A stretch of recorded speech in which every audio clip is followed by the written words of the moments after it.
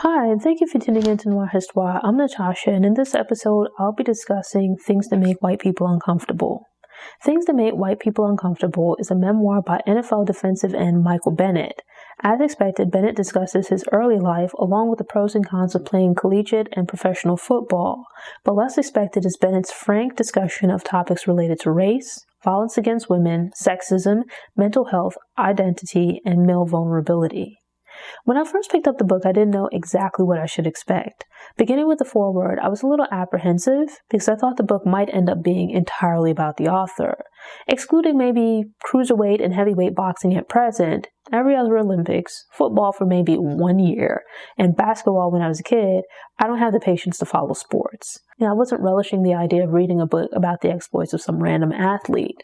But once the book got into the first chapter, Bennett told his story, but used it to connect to broader themes. The title seemed a bit intriguing, and in reading the summary, I thought the book might be interesting. I was increasingly pleasantly surprised once I got further into the book. Things That Make White People Uncomfortable was written just a few years after Colin Kaepernick began kneeling during games, which sparked a movement within sports. In some ways, Things That Make White People Uncomfortable reminded me of $40 Million Slaves by William C. Rodin. That book charts the history of Black athletes in professional sports, but it also discusses the financial abuse committed against Black athletes in the past. It explored the reality that in exchange for Black athletes being accepted into mainstream sports, they were required to not be vocal about discrimination or hardships that they faced with regards to racism. This book doesn't delve into the history of sports, yet otherwise touches on many of the same topics, but from the perspective and experience of one person. There's some background on Bennett's early life, which offers perspective on who he is and where he comes from. It was interesting when he reached the point of speaking about being a student athlete, not just in college, but the entire experience of moving through the pipeline that hopefully deposits a student athlete in a professional league. There's been a lot more conversation in recent years about student athletes playing sports that generate tremendous amounts of revenue for their schools, but them not getting a share of the proceeds. The explanation that's often cited is that these are amateurs, so they're not allowed to earn money directly, but are instead given scholarships, enabling them to get a free college education. This is stated as though it's a fair exchange. But the reality is, as Bennett points out, these schools, really the entire institution and structure of college sports, makes millions, if not billions of dollars off of the work of these student athletes. In exchange, the students get what are actually conditional scholarships. Should they be ineligible to play due to injury or getting cut from the team, their scholarships and thus education can be in jeopardy. Bennett mentioned something which I had an inkling about, which is that a greater focus is placed on the athlete part of the term student athlete. Take into consideration that athletes are required to maintain a minimum GPA, but I've seen and experienced it myself during college that the rules might be bent a little. That's not to say that they're allowed to cheat on exams, but rather that they're often guided towards easier courses. The focus is placed on selecting an academic track that would accommodate the high demands of playing sports at this level. Thus, they're placed on degree tracks that have less consideration for them being able to obtain a career after college. Student athletes are constantly training, practicing, and traveling for games, where much of their time is given over to the sport. I had been an athlete in earlier levels of school, but had little interest in sports by the time I became a high school senior and was completely over it by college. I liked the training and discipline, but lost whatever passion I had for actually playing or following sports. The colleges that I attended weren't great sports schools, or rather I have no idea how any of the teams performed, and they weren't a big deal on campus. But the student athletes that I had classes with frequently had games that required them to miss classes on Friday. This was an honors program which set classes 3 times per week. Only attending 2/3 of classes for much of the fall semester seemed like a lot of classes to miss. Look at programs like Last Chance U on Netflix, where because the students showed even a twinkle of athletic ability as kids, they were pushed deeper into sports. That's where the adults around them placed focus, rather than also ensuring they were equally good students. Now they're in college, and some of the athletes are stuck at lower tier schools because they struggle with basic academic requirements and or behavioral issues. It's sad because they have all the confidence in the world with regards to sports, but they struggle in the classroom in part because they've been told from the time that they were very young that they're not smart. Without even giving them a shot to equally develop in other areas, they've been told that all they have going for them is their physical stature and ability to play a particular sport. If all of their time outside of class, and even some of that, is dedicated to playing and practicing their sport, when would they have time to study or pursue other potential interests? Is it any wonder that some get to college and are struggling academically? There's so much pressure put on these kids as focus and emphasis is placed on them being athletes and the possibility that they might go pro. But the reality is that as students move up through the different levels, going from Pee-wee on to college, more and more people fall by the wayside. So much effort and energy are put into these students with the slightest chance that they might make it to the NFL and achieve a massive payday. It requires so much sacrifice along the way, but even when they make it to the college level or the pros, there are still obstacles. Getting to the NFL is regarded as the promised land, but there are still so many ways to wash out before you get a chance to cash out. Whether in college or the NFL, you can be a good player and a superstar joins the team, resulting in you sometimes stepping in as a backup, but mostly riding the bench. You can also be having a great career only to suffer an injury or get caught up in a trade that ends your momentum and cuts your career short. And that's before you get to the point that after years of playing sports, once retired, a lot of former players suffer from the lingering effects of injuries and putting their bodies through years of gruesome training and playing. Not only do student athletes put their bodies on the line for these teams, but they also give their likeness. This is not high school where you play and the school mostly gets bragging rights if the team wins. Some companies give uniforms and equipment to students, but there are restrictions. At the college level, games are broadcasted for which schools receive huge payments from media companies such as ESPN. Brands such as Nike, Adidas, etc. sell jerseys with these athletes' names based on, if not their likeness, then their name. These various licensing and media deals generate millions, if not billions of dollars, and the players get scraps. I don't have an issue with anyone making money, but the players should get paid some kind of a percentage. The coaches, sports administrators, higher-ups within NCAA management, etc. make hundreds of thousands or millions of dollars. It's incredibly lucrative for the adults in the system who aren't putting their bodies on the line. But yet, the student athletes who sacrifice so much for the sport are given peanuts in comparison. Not just in this book, but also a few documentaries and even television shows about sports have begun discussing the financial exploitation of student athletes. A lot of athletes are encouraged to just shut up and play the sport, rather than express their views and opinions. Any discussions that require true thought, or with which anyone might disagree, or there might be a difference of opinion, are to be avoided. The expectation is that in exchange for a shot at a payday, you stunt your growth as a person. Just focus on your sport with no other views or opinions, or at least you don't share them publicly. I stopped following football shortly after moving to Atlanta, as I've been unable to consistently watch the New York Giants. But there are a few other sports that I follow casually, and within those sports, there's a heavy emphasis on maintaining your personal brand, leaning into your persona, but not doing anything to make your brand sponsors uncomfortable. With that, there's a lot of fear of saying the wrong thing or going off message. To avoid these potential problems, athletes are encouraged to say nothing or to just make very basic comments, or rather non-comments. Either you'll be encouraged to say nothing, or you'll become the unwitting spokesperson that lazy media folks reach out to and or quote out of context. When other people complain, you'll be the one trotted out to speak as to how well everything is going to downplay the existence of any problems. It's worth noting that some athletes who were dismissed as being too passive are later found out to be more active behind the scenes, but to maintain their image and relationship with the public, they might have felt the need to hide it. They might later explain that the platitudes and bland statements they made weren't their ideas, but they felt compelled to say them at the time. These were the talking points that they were told to voice and express, but it wasn't necessarily what they believed. I didn't know who Michael Bennett was before picking up the book, but I have a lot of respect for him speaking out now, rather than waiting until after retirement when he wouldn't stand to lose anything. He explains that a lot of athletes play sports with hopes of improving their lives and the lives of their families.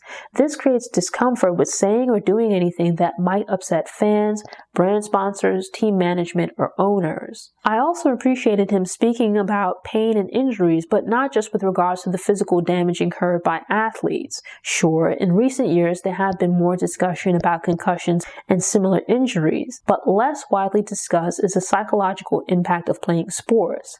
Athletes and the people around them place so much focus on whatever sport they play and the related business, but this results in athletes being stunted in other areas of development.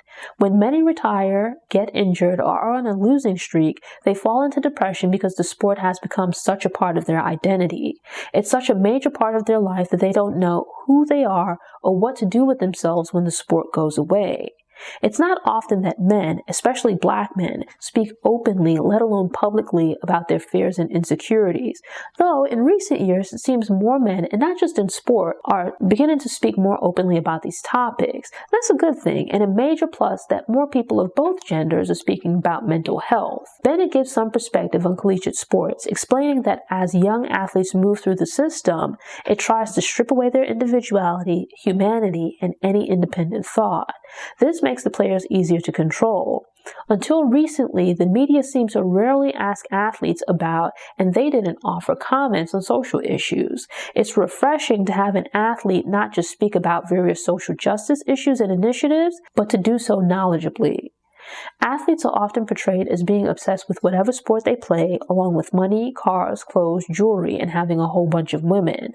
I don't know anything about Bennett or his personal life beyond what he mentions in the book, but I like that he showed himself to be deeper and more complex than what is portrayed as the typical athlete.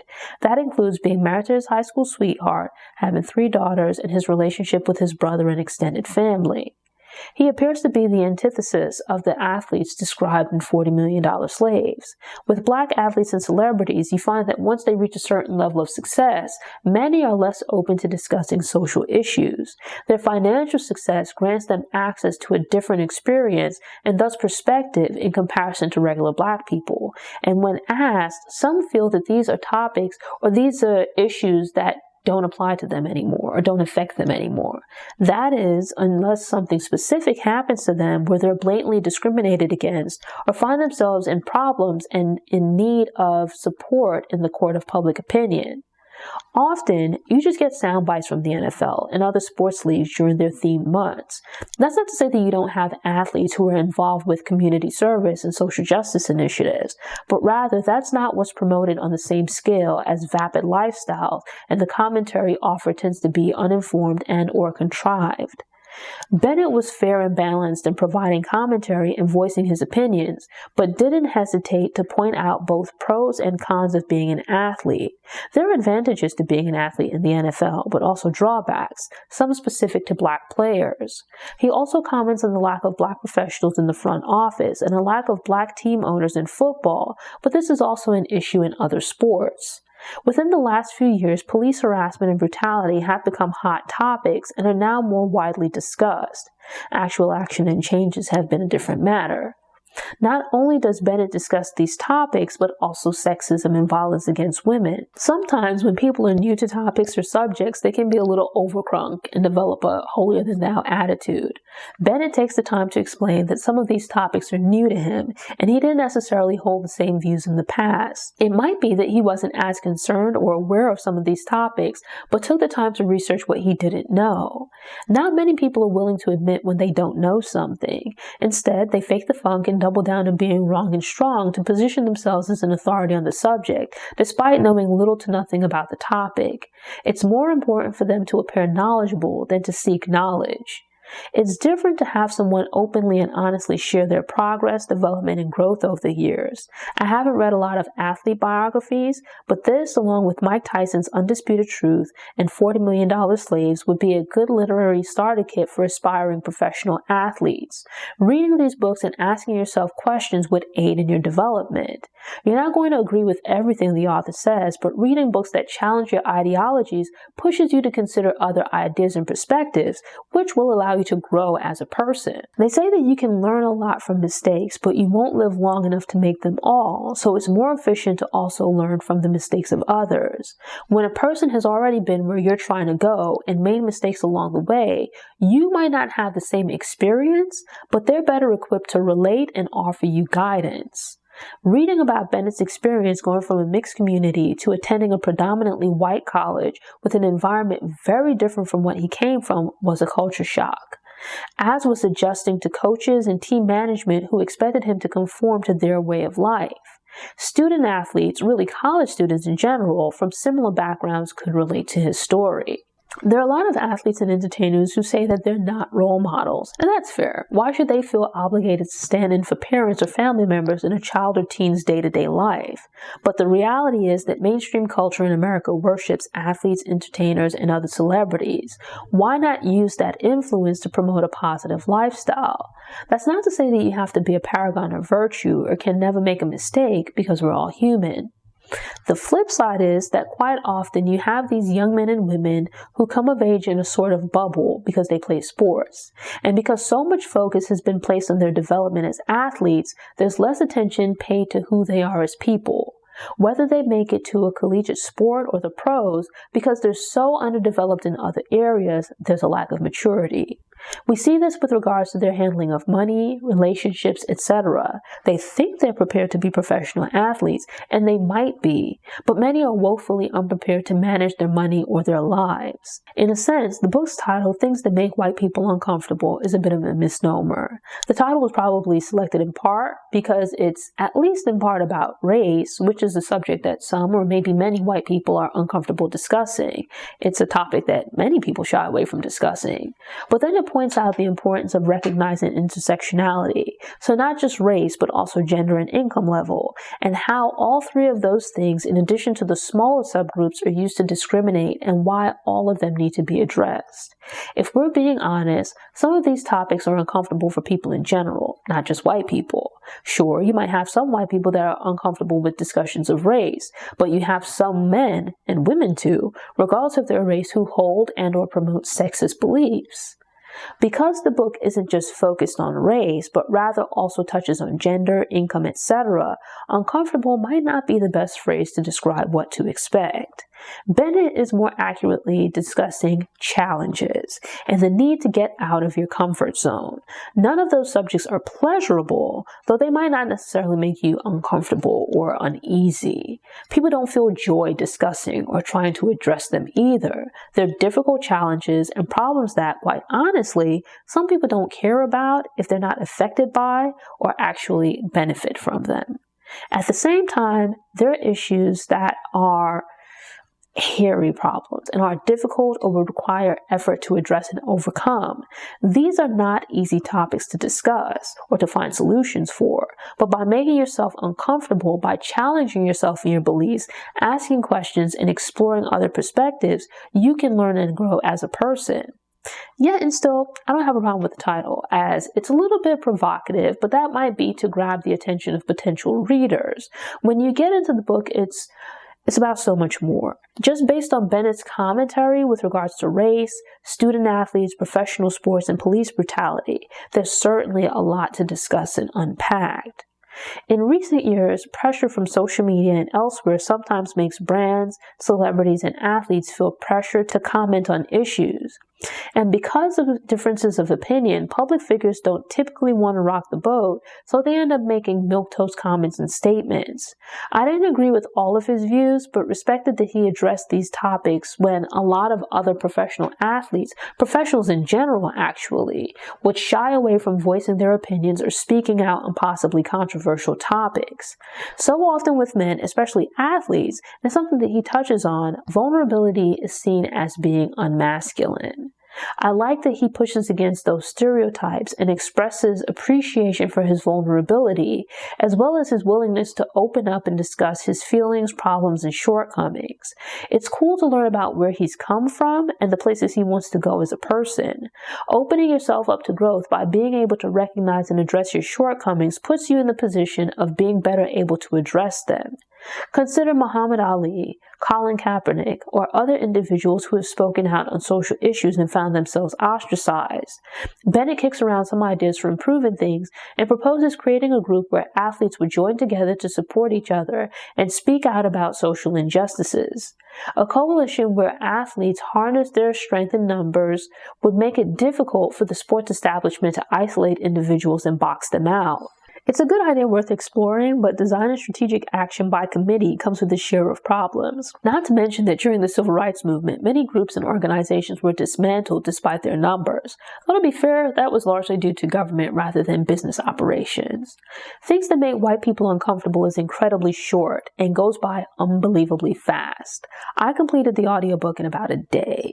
Granted, I was on a tear listening to audiobooks in general. From start to finish, I thought it was an incredible book. It's worth reading for the personal story of his life and growing up with football, but also with regards to his discussion of various social issues and ideas as possible solutions. Highly recommended and a definite must read. Thanks for tuning in. Show notes are available on the Noir Histoire website via the link in the episode description. If you enjoyed this episode and want more book recommendations, subscribe to the channel, click the notification bell, and check out my book review playlist.